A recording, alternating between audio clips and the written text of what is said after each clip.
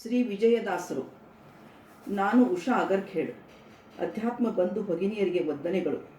ಹರಿವಾಯು ಗುರುಗಳನ್ನು ಸ್ಮರಿಸಿ ಶ್ರೀ ವಿಜಯದಾಸರ ಜೀವನ ಚರಿತ್ರೆ ಮತ್ತು ಅವರ ಸಾಧನೆಯನ್ನು ನನಗೆ ತಿಳಿದ ಮಟ್ಟಿಗೆ ಹೇಳುವೆನು. ಮೊದಲು ಕುಲಸ್ವಾಮಿ ಚೆನ್ನಕೇಶವನ ಸ್ಮರಣೆಯೊಂದಿಗೆ ಪ್ರಾರಂಭಿಸುವೆನು. ವೇದೇಶ ಮದ್ಗುರು ಕರಾರ್ಚಿತ ಪಾದಪದ್ಮ ಶ್ರೀ ಕೇಶವ ಧ್ರುವ ನಿರ್ಮಿತ ದಿವ್ಯಮೂರ್ತೆ ಶ್ರೀ ಭೀಮರಥ್ಯ ಮಲತೀರ್ ಮಣೂರ್ ವಾಸಿನ್ ವಾಶಿಷ್ಠ ಕೃಷ್ಣ ಮಮದೇಹಿ ಕರಾವಲಂಬಂ ಬುದ್ಧಿರ್ಬಲಂ ಯಶೋಧೈರ್ಯಂ ನಿರ್ಭಯತ್ವಂ ಅರೋಗತಃ ಅಜಾಡ್ಯಂ ವಾಕ್ಪಟುತ್ವಂಚ ಹನುಮತ್ ಸ್ಮರಣಾತ್ ಭವೇತ್. ಅಜ್ಞಾನ ತಿಮಿರಾದಿತ್ಯಂ ಬುದ್ಧಿ ಸಂಪದ್ರಾಯಕಂ ವಿಜ್ಞಾನಿ ವಿಮಲಂ ಶಾಂತಂ ವಿಜಯಾರ್ಯ ಗುರುಂ ಭಜೆ. 4 ಭಾಗದಲ್ಲಿ ವಿವರಿಸುವೆನು.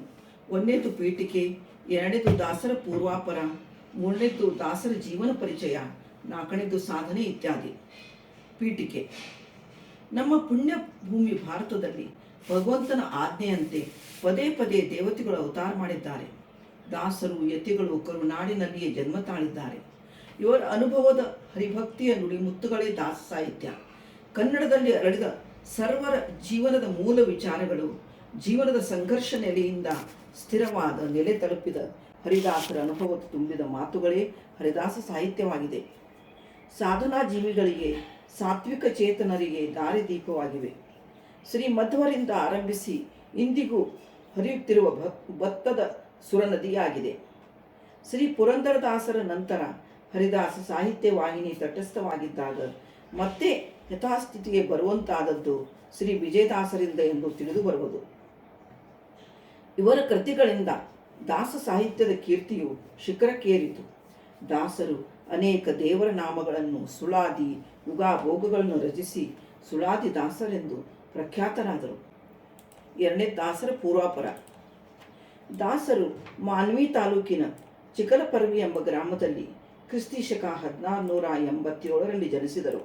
ತಂದೆ ಶ್ರೀನಿವಾಸಪ್ಪ, ತಾಯಿ ಹೆಸರು ಕೂಸಮ್ಮ. ಚಿಕಲಪರ್ವಿಯಲ್ಲಿ ಶ್ರೀ ಶ್ರೀಪಾದರಾಜರಿಂದ ಸ್ಥಾಪಿತವಾದ ನರಸಿಂಹಸ್ವಾಮಿಯ ಸೇವೆಯನ್ನು ಮಾಡಿ 3 ಮಕ್ಕಳನ್ನು ಪಡೆದರು. ಅವರಲ್ಲಿ ಜ್ಯೇಷ್ಠ ಪುತ್ರನೇ ದಾಸಪ್ಪ ಹೆಸರಿನ ವಿಜಯದಾಸರು.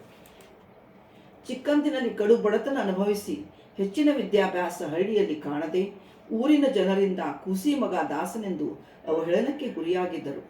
ಜೀವನದಲ್ಲಿ ಬೇಸತ್ತು ಕಾಶಿ ಕ್ಷೇತ್ರಕ್ಕೆ ಹೋದರು. ಅಲ್ಲಿ ಪ್ರತಿನಿತ್ಯ ಗಂಗಾ ಸ್ನಾನ, ವಿಶ್ವನಾಥನ ದರ್ಶನ, ಹೀಗೆ 4 ವರ್ಷಗಳ ಕಾಲ ಕಠಿಣ ತಪವನ್ನು ಕೈಕೊಂಡರು. ಇವರ ಭಕ್ತಿ ನಿಷ್ಠೆಗೆ ಸುಪ್ರೀತನಾದ ಭಗವಂತನು ಇವರಿಗೆ ಕನಸಿನಲ್ಲಿ ಪುರಂದರದಾಸರ ರೂಪದಲ್ಲಿ ದರ್ಶನ ಕೊಟ್ಟು ವ್ಯಾಸಕಾಶಿಗೆ ಕರೆದುಕೊಂಡು ಹೋಗಿ ಅವರ ದರ್ಶನ ಮಾಡಿಸಿ ವಿಜಯ ಎಂಬ ಬೀಜಾಕ್ಷರವನ್ನು ಕರುಣಿಸಿದನು. ಭಗವಂತನ ಅನುಗ್ರಹದಿಂದ ವಿಜಯ ಸಿಕ್ಕ ವಿಜಯಿಯಾದ ದಾಸಪ್ಪ ವಿಜಯದಾಸರಾದರು. ಕಿಂ ಲಭ್ಯಂ ಭಗವತಿ ಪ್ರಸನ್ನೆ ಶ್ರೀನಿಕೇತನೆ ಎಂಬಂತೆ ಶ್ರೀಹರಿಯು ಒಲಿದ ಮೇಲೆ ವಿಜಯ ವಿಠಲ ಅಂಕಿತದಿಂದ ಬಾಯಲ್ಲಿ ತಾನಾಗಿಯೇ ಶ್ರೀಹರಿಯ ಗುಣಗಾನ ಬರಲಾರಂಭಿಸಿತು. ಗುರುಪುರಂದರೆ ದಾಸರೇ ನಿಮ್ಮ ಚರಣ ಸರಸಿಜ ನಂಬಿದೆ, ಗರುವರಹಿತನ ಮಾಡಿಯನ್ನನು ಹೊರೆವ ಭಾರವು ನಿಮ್ಮದೇ ಎಂದು ತಮ್ಮ ಜೀವನದ ಮಾರ್ಗದರ್ಶಕರಾದ ಪುರಂದರದಾಸ ಗುರುವರರನ್ನು ಕುರಿತು ಹಾಡಿದ್ದಾರೆ.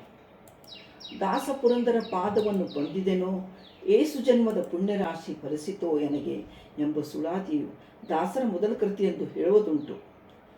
ವಿಜಯದಾಸರ ತೇಜಸ್ಸನ್ನು ಕಂಡ ಕಾಶಿರಾಜನು ಇವರನ್ನು ಕರೆದು ಗೌರವಿಸಿದನು. 3ನೇದು ಶ್ರೀ ವಿಜಯದಾಸರ ಜೀವನ ಪರಿಚಯ.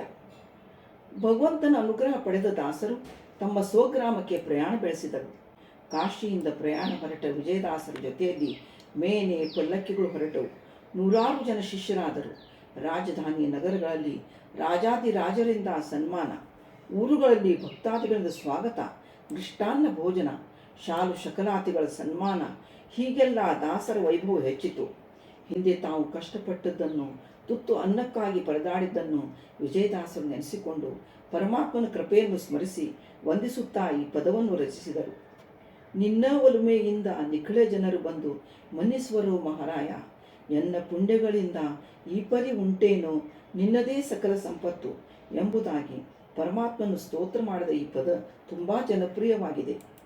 ಮರಳಿ ಬಂದ ಮಗನನ್ನು ನೋಡಿ ತಂದೆ ತಾಯಿಯರಿಗೆ ಸಂತೋಷವಾಯಿತು. ಊರಲ್ಲಿಯೇ ಅನರೂಪಳಾದ ಅರಳಮ್ಮನ ಜೊತೆಗೆ ದಾಸರ ವಿವಾಹವಾಯಿತು. ಕಾಲಕ್ರಮೇಣ ದಾಸರಿಗೆ 2 ಮಕ್ಕಳಾದರು. 16 ವರ್ಷಗಳ ಕಾಲ ಗೃಹಸ್ಥ ಜೀವನ ನಡೆಸಿ ಇವರು ವೈರಾಗ್ಯ ತಾಳಿ ಭಗವಂತನ ಸೇವೆಗೆ ತಮ್ಮ ಜೀವನವನ್ನು ಮುಡುಪಾಗಿಟ್ಟರು. ಅವರ ಜೀವನದಲ್ಲಿ ನಡೆದ ಕೆಲವು ಘಟನೆಗಳ ಅವರ ಚರಿತ್ರೆಯಲ್ಲಿ ಕೇಳಿದ್ದನ್ನು ಹೇಳಲು ಇಚ್ಛಿಸುವೆನು. ವಿಜಯದಾಸರು ತಮ್ಮ ಗುರುಗಳಾದ ಪುರಂದರದಾಸರ ಆರಾಧನಾ ಮಹೋತ್ಸವವನ್ನು ಪ್ರತಿ ವರ್ಷವೂ ಹಂಪಿಯಲ್ಲಿ ನಡೆಸುತ್ತಿದ್ದರು. ಆ ಸಮಾರಾಧನೆಯಲ್ಲಿ ಪ್ರತಿ ವಿಹೀನೆಯಾದ ದಾರಿದ್ರ್ಯದಿಂದ ಬಳಲುವ ಹೆಣ್ಣು ಮಗಳೊಬ್ಬಳು ಅನ್ನ ನೀರು ಕಾಣದೆ ಚಿಕ್ಕ ಮಗುವಿನೊಂದಿಗೆ ಬಂದಳು. ಮಗುವಿಗೆ ಮೈಯೆಲ್ಲ ಕಜ್ಜಿಯಾಗಿದ್ದರಿಂದ ಅಲ್ಲಿ ಕುಳಿತಿದ್ದ ಜನರು ಅಸಹ್ಯಪಟ್ಟುಕೊಳ್ಳುತ್ತಿದ್ದರು. ಆಗ ಆ ತಾಯಿಗೆ ಬೇಸರ ಉಂಟಾಗಿ ಆತ್ಮಹತ್ಯೆ ಮಾಡಿಕೊಳ್ಳಬೇಕೆಂದು ಬೆಳಗಿನ ಜಾವ ತುಂಗಭದ್ರೆ ನದಿ ಬಳಿಗೆ ಬಂದಾಗ ಬೆಳಗಿನ ಅಹಿನಿಕಕ್ಕಾಗಿ ಬಂದ ದಾಸರು ಅವಳನ್ನು ಸಮಾಧಾನಪಡಿಸಿ ಮಗುವನ್ನು ತಾವು ಸಾಕುವುದಾಗಿ ಹೇಳಿ ತಂಗಿಯೆಂದು ಭಾವಿಸಿ ಆಶ್ರಯ ಕೊಟ್ಟು ಉಪಕರಿಸಿದರು. ಸಜ್ಜನರ ಸಂಘ ಹೆಜ್ಜೇನು ಸವಿದಂತೆ ಎಂಬ ಗಾದೆಯಂತೆ ರೋಗಿಷ್ಠ ಮಗುವನ್ನು ಉಪಚರಿಸಿ ಮೋಹನನೆಂದು ಹೆಸರಿಟ್ಟು ಸಾಕಿ ಸಲುಹಿದರು. ಮೋಹನನು ದೊಡ್ಡವನಾದ ಮೇಲೆ ಸಕಲ ವೇದಶಾಸ್ತ್ರಗಳ ಅಧ್ಯಯನ ಮಾಡಿಸಿ ಮೋಹನ ವಿಠಲ ಎಂಬ ಅಂಕಿತೋಪದೇಶ ಮಾಡಿದರು. ಮೋಹನ ದಾಸರಿಗೆ ಅಪಮೃತ್ಯು ಒದಗಿ ಬಂದಾಗ ಕರುಣಾಳು ದಾಸರು ಪರಿಹರಿಸಿದರು. ತಮ್ಮ 2 ವರ್ಷ ಆಯುಷ್ಯನ್ನು ಅವನಿಗೆ ಕೊಟ್ಟು ಕರುಣಿಸರೆಂದು ಹೇಳಿಕೆ ಉಂಟು. ಒಮ್ಮೆ ವಿಜಯದಾಸರು ತಿರುಪತಿ ಬ್ರಹ್ಮೋತ್ಸವಕ್ಕೆ ಹೋದಾಗ ಅಪಾರವಾದ ಭಕ್ತಾದಿಗಳ ನೂಕು ನುಗ್ಗುಲಾಟದಲ್ಲಿ ವೆಂಕಟೇಶನ ದರ್ಶನವೂ ಇವರಿಗೆ ಆಗಲಿಲ್ಲ. ಭಗವಂತನ ಮೇಲಿನ ಸಲಿಗೆಯಿಂದಲೋ ಹುಸಿ ಕೋಪದಿಂದಲೋ ಈ ಪದವನ್ನು ರಚಿಸಿರಬಹುದೆಂದು ಅನಿಸುವುದು. ನಿನ್ನ ದರ್ಶನಕ್ಕೆ ಬಂದವನಲ್ಲವೋ ದೇವ, ಪುಣ್ಯವಂತರ ದಿವ್ಯ ಚರಣ ನೋಡಲು ಬಂದೆ.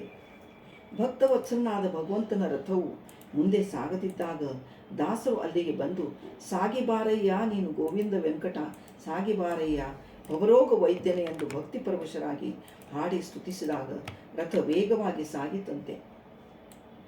ತನ್ನ ಭಕ್ತರಿಗಾಗಿ ಭಗವಂತನು ಮಗುವಿನಂತೆ ನಾನಾ ಥರದ ಕಿಟ್ಟಳೆ ಮಾಡಿ ವಿನೋದಿಸುವನು. ಸುಧಾ ಪಂಡಿತರಾದ ಕಲ್ಲೂರು ಸುಬ್ಬಣ್ಣಾಚಾರ್ಯರಿಗೆ ಜ್ಞಾನದಿಂದ ವಿದ್ಯಾ ಮದವಿದ್ದು ದಾಸರನ್ನು ಕಡೆಗಾಣಿಸುತ್ತಿದ್ದರು. ವೈರಾಗ್ಯ ಶಿಖಾಮಣಿಯಾದ ವಿಜಯದಾಸರು ಅವರಿಗೆ ಪರಮಾನುಗ್ರಹ ಮಾಡಿ ಕಂಕಣಕಾರ ಸುಳಾದಿಯನ್ನು ಉಪದೇಶ ಮಾಡಿದರು. ವ್ಯಾಸ ವಿಠಲಾಂಕಿತವನ್ನು ಪಡೆದ ಆಚಾರ್ಯರು ಅವರ ಶಿಷ್ಯರಾದರು. ಆಚಾರ್ಯರು ಗುರುಸ್ತವನವನ್ನು ಹೀಗೆ ರಚಿಸಿದ್ದಾರೆ. ಸ್ಮರಿಸಿ ಬದುಕಿರೋ ದಿವ್ಯ ಚರಣ ಕೆಳಗಿರೋ ದುರಿತ ತರೆದು ಪರವ ವಿಜಯ ಗುರುಗಳೆಂಬೋರ. ಇದು ತಾಪತ್ರಯ ಪರಿಹಾರ ವಿಜಯರಾಯರ ಕವಚವೆಂದು ಜನಪ್ರಿಯವಾಗಿದೆ.